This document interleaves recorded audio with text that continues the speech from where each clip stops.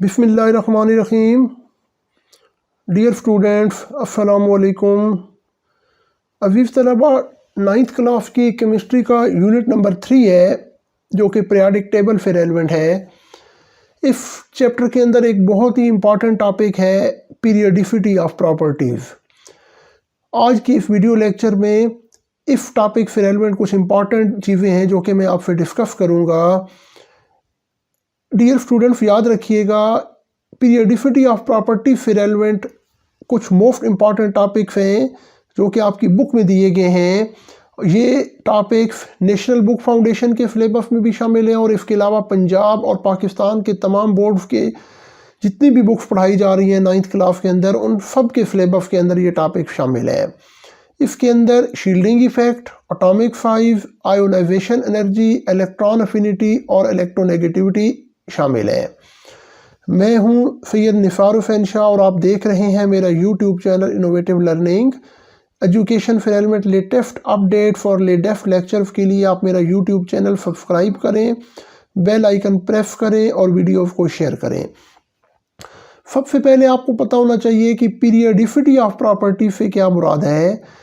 तो याद रखिएगा पीरियोडिक टेबल के अंदर जितने भी एलिमेंट्स मौजूद हैं उनको रोज और कॉलम्स की शक्ल में यानी ग्रुप्स और पीरियड्स की फॉर्म में अरेंज किया गया है। तो तमाम एलिमेंट्स की प्रॉपर्टीज़ के अंदर, चाहे वो फिजिकल प्रॉपर्टीज़ हो या केमिकल प्रॉपर्टीज़ हो, उनके अंदर एक रेगुलर बेसिस पे एक रिपीटिशन पाई जाती है। तो एलिमेंट्स की फिजिकल और केमिकल प्रॉपर्टीज़ के अंदर जो रिपीटिशन पाई जाती है that is known as periodicity.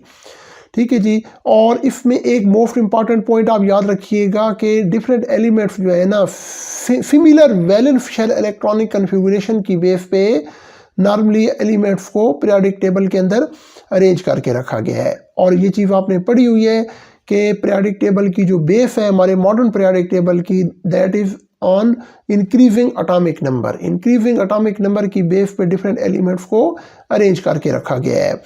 अच्छा, आपके पेपर के अंदर 4 से 5 नंबर का टॉपिक आता है shielding effect, ionisation energy, electron affinity, atomic size. इनमें से कोई एक टॉपिक है जो कि 4 से 5 नंबर का लॉन्ग क्वेश्चन में आता है और कभी कभी 3 नंबर का शॉर्ट क्वेश्चन में भी पूछ लिया जाता है।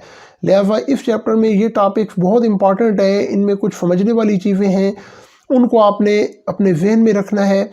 और इससे इम्पॉर्टेंट जो चूँकि बुक के ऊपर ये टॉपिक बहुत ही थ्योरेटिकल वे में दिया गया है, तो इसके मोस्ट इम्पॉर्टेंट पॉइंट जो कि पेपर में बोर्ड के अंदर चेक होते हैं वो सारी चीज़ें मैंने यहाँ पे प्रेजेंटेशन में डाल दी हैं। आप ना इसका स्क्रीनशॉट ले लें और यही चीज़ें तैयार कर लें और बिल्कुल एज इट इज़ आपने पेपर के अंदर इसको लिखना है। तो फर्स्ट जो हमारे पास प्रॉपर्टी है that is shielding effect. Shielding effect को हम डिफाइन करते हैं the reduction in the force of attraction between nucleus and the valence electrons by the electrons present in the inner sub shell is called shielding effect. देखिए किसी भी atom की valence shell के अंदर या आउटर मोस्ट ऑर्बिट के अंदर जो इलेक्ट्रॉन्स मौजूद होते हैं उन इलेक्ट्रॉन्स की और न्यूक्लियस के दरमियान में एक फोर्स ऑफ अट्रैक्शन पाई जाती है जिसको आप न्यूक्लियर फोर्स ऑफ अट्रैक्शन का नाम देते हैं। तो किसी भी एटम के इनर शेल के अंदर इलेक्ट्रॉन्स की तादाद जब बढ़ती जाती है तो उसके बढ़ने की वजह से जो न्यूक्लियर फोर्स ऑफ अट्रैक्शन है यानी न्यूक्लियस की और आउटर मोस्ट ऑर्बिट के इलेक्ट्रॉन्स की जो अट्रैक्शन है वो इनर इलेक्ट्रॉन्स की वजह से कम होती जाती है।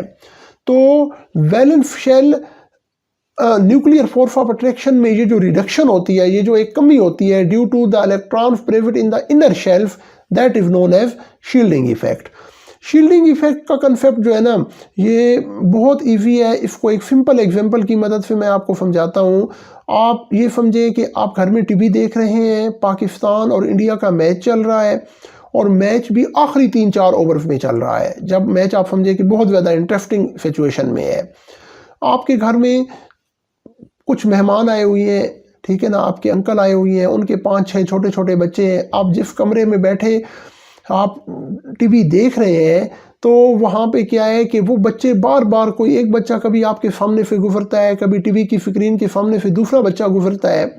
तो अब उन बच्चों के गुजरने की वजह से आपकी जो कंसंट्रेशन है टीवी को देखने की या क्रिकेट मैच को देखने की उसमें एक कमी आ जाती है। एक कंसंट्रेशन में आप फोकस नहीं कर पाते।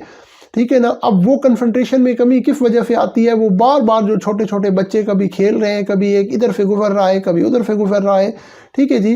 तो बिल्कुल इसी तरह जब किसी भी एटम के इनर शेल के अंदर इलेक्ट्रॉन्स, क्योंकि इलेक्ट्रॉन्स रिवॉल्व कर रहे होते हैं ना, तो वो इलेक्ट्रॉन्स जब उनकी तादाद बढ़ती जाती है और वो रिवॉल्व करते जाते हैं, तो उस वजह से जो न्यूक्लियर फोर्स ऑफ अट्रैक्शन है उसमें एक कमी आ जाती है, एक रिडक्शन का इम्पैक्ट देखा जाता है। तो इस फिनोमिना को हम शील्डिंग इफेक्ट कहते हैं। तो जब भी आप किसी प्रॉपर्टी को डिस्कस करेंगे तो आपने ना उसके पीरियोडिक ट्रेंड्स जो हैं उनको डिस्कस करना है पेपर के अंदर। अच्छा, इस डायग्राम के अंदर आपको दिखाया गया है कि आप जैसे ही डिफरेंट एलिमेंट्स को देखें, किसी भी एलिमेंट के अंदर जब नंबर ऑफ इलेक्ट्रॉन्स की तादाद इंक्रीज होती जाती है तो उस हिसाब से जो शील्डिंग इफेक्ट है उसके अंदर भी ग्रेजुअल आपको एक इंक्रीज देखने में मिलता है। Now come to the periodic trends. तो अगर आप पीरियोडिक ट्रेंड में देखें तो पीरियोडिक ट्रेंड में आपने दो चीज़ें डिस्कस करनी है, what happens with this property when we move from top to bottom in a group and what happens when we move from left to right in a period. अगर आप किसी भी ग्रुप में टॉप टू बॉटम मूव करें तो जो shielding effect है it gradually increases due to increase in number of electronic shelf and increase in number of electrons in inner shelf. Paper में आपने पीरियोडिक प्रॉपर्टी का इंक्रीज या decrease भी बताना है और उसके साथ उसकी जो रीज़न है ना वो रीज़न भी आपने लाजमी बताना है। तो जब भी किसी ग्रुप के अंदर टॉप टू बॉटम आप मूव करते हैं तो शील्डिंग इफेक्ट ग्रेजुअली इंक्रीज होता जाता है, ग्रेजुअली बढ़ता जाता है। और उसकी वजह ये है कि top to bottom in a group number of electronic shelf जो है उनकी तादाद बढ़ जाती है और इनर ऑर्बिट्स के अंदर इलेक्ट्रॉन्स की तादाद भी बढ़ जाती है। जब इलेक्ट्रॉन्स की तादाद ज़्यादा होगी तो फिर रिडक्शन ज़्यादा होगा, जिसके रिजल्ट में शील्डिंग इफेक्ट की वैल्यू भी इंक्रीज हो जाएगी।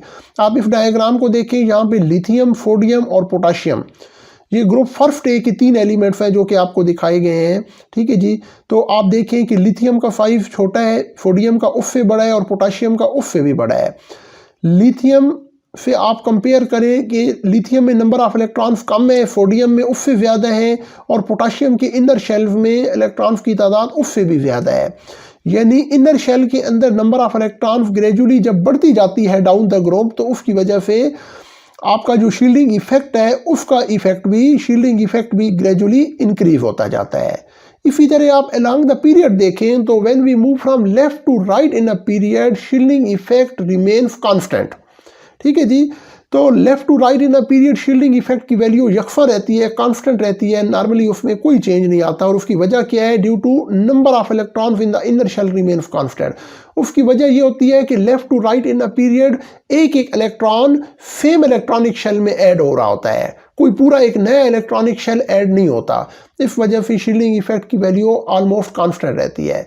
तो डियर स्टूडेंट्स, याद रखिएगा कि शील्डिंग इफेक्ट कांस्टेंट रहने का हरगिज़ मतलब ये नहीं है कि हर एलिमेंट का शील्डिंग इफेक्ट 100% सेम होता है। शील्डिंग इफेक्ट में बहुत माइन्यूट चेंज आ रहा होता है जिस वजह से उसको ऑलमोस्ट हम कांस्टेंट कह देते हैं और आपके लेवल की आपकी बुक में कांस्टेंट लिखा गया है। अब इससे रेलेवेंट एक दो इंपॉर्टेंट एग्जांपल्स हैं और एक्टिविटीज़ हैं, उनको भी देख लें।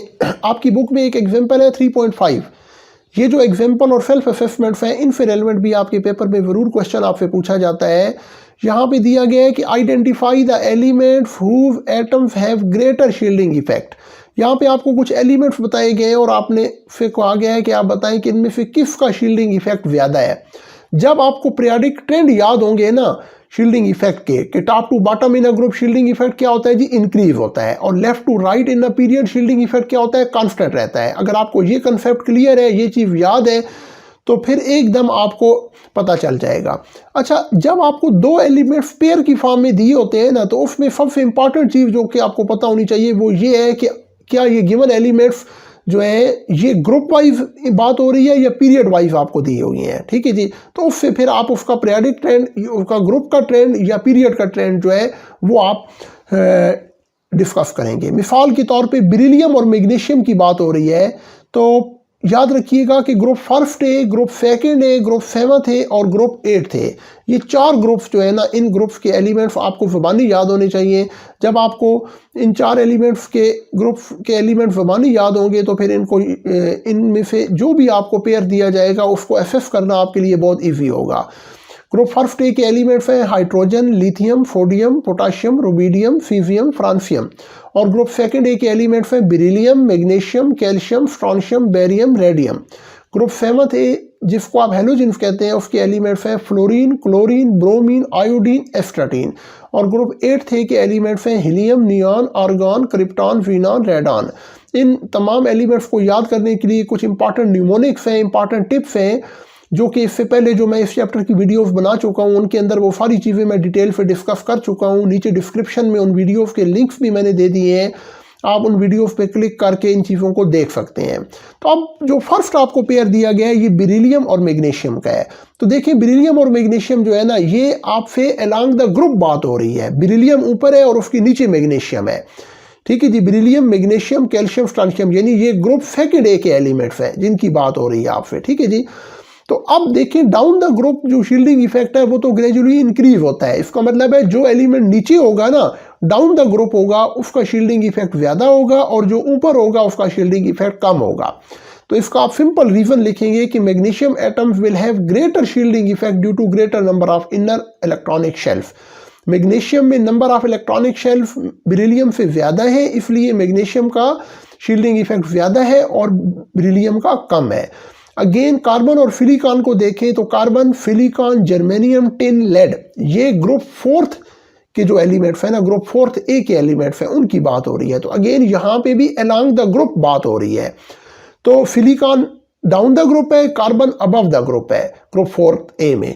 तो आप इसका रीजन यही लिखेंगे कि since silicon have greater inner electronic shelf as compared to carbon, therefore silicon have greater shielding effect as compared to carbon।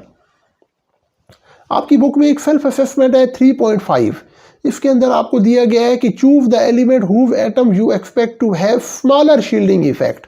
आपको ये तीन कुछ इंपॉर्टेंट एलिमेंट्स हैं ए बी सी, यानी तीन पार्ट है इस क्वेश्चन के। कुछ इंपॉर्टेंट पेयर्स ऑफ एलिमेंट्स आपको दिए गए हैं और आपसे कहा गया है कि आप बताएं इनमें से किसका शील्डिंग इफेक्ट कम है। सबसे पहले आप देखें कि ये जो एलिमेंट्स गिवन है ये अलोंग द ग्रुप है या अलोंग द पीरियड है, ठीक है जी। फिर आप इनके पीरियोडिक ट्रेंड को डिस्कस करेंगे। तो फ्लोरीन और क्लोरीन, तो ये पहला ग्रुप जो आपको दिया गया, अगेन फ्लोरीन और क्लोरीन ये ग्रुप वाइज बात हो रही है। फ्लोरीन और क्लोरीन ये ग्रुप सेवंथ ए के एलिमेंट्स हैं। क्लोरीन डाउन द ग्रुप है और फ्लोरीन अबव इट है, ठीक है जी। तो स्मॉलर शील्डिंग इफेक्ट किसका होगा? जो किसी भी ग्रुप के ऊपर एलिमेंट होंगे उनका शील्डिंग इफेक्ट कम होगा और जो नीचे जाएंगे होगा उसका शील्डिंग इफेक्ट ज्यादा होगा। तो इसमें आप लिखेंगे कि since fluorine have smaller inner electronic shell as compare to chlorine, therefore fluorine have smaller shielding effect, ठीक है जी। आपने जब इसकी प्रॉपर्टी को डिस्कस करना है ना, तो उसके साथ आपने इसका रीजन जरूर बताना है, ठीक है जी। इसी तरह लिथियम और सोडियम को आप देखें तो ये ग्रुप फर्स्ट ए के एलिमेंट की बात हो रही है। Hydrogen, lithium, sodium, potassium, rubidium, caesium, francium. Again down the group shielding effect gradually increase होता जाता है। जो एलिमेंट अबव द ग्रुप होगा उसका शील्डिंग इफेक्ट कम होगा और जो बिलो होगा उसका ज्यादा होगा। तो अब चूंकि सोडियम नीचे है, सोडियम के अंदर इनर इलेक्ट्रॉनिक शेल्फ की तादाद ज्यादा है, लिथियम छोटा है और उसके अंदर इनर इलेक्ट्रॉनिक शेल्फ की तादाद कम है, therefore lithium have smaller shielding effect than sodium. आगे बोरोन और एल्यूमिनियम, तो ये भी boron, aluminium, gallium, indium, thallium, ये भी अलोंग द ग्रुप बात हो रही है।